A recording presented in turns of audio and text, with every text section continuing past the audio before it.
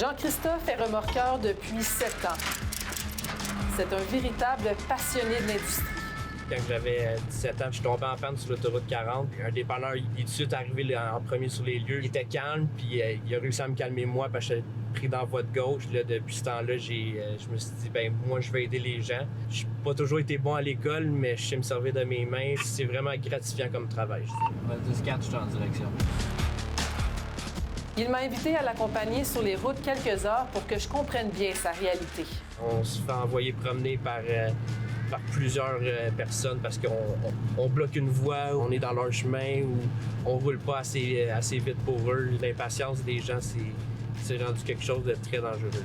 Mais ce qui est vraiment problématique, c'est le non-respect du corridor de sécurité.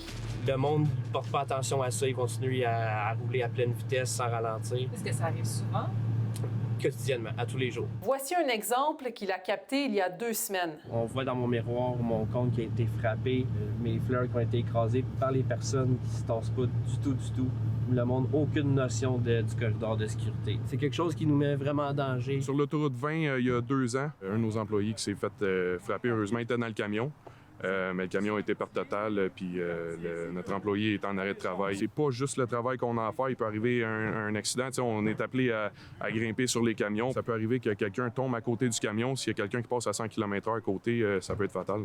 On vient tout juste d'avoir un appel, on est en direction, on a vraiment très peu d'informations sur la nature de l'accident. Tout ce qu'on sait, c'est qu'on doit se rendre le plus rapidement possible près de l'intersection de Cavendish et de l'autoroute 40. 10 minutes plus tard, on arrive. Les premiers répondants sont déjà sur place. 3 véhicules sont accidentés. Par chance, aucun blessé grave. Un véhicule à remorque. Et pendant que Jean-Christophe travaille, j'observe le comportement des automobilistes.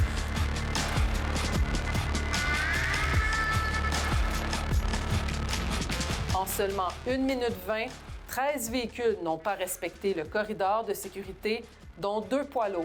Là, on avait deux autopatrouilles avec 2 MTQ, avec des flèches sur le toit, gyrophare allumé, puis le monde colle encore, puis ils ralentissent pas, veulent pas le corridor de sécurité.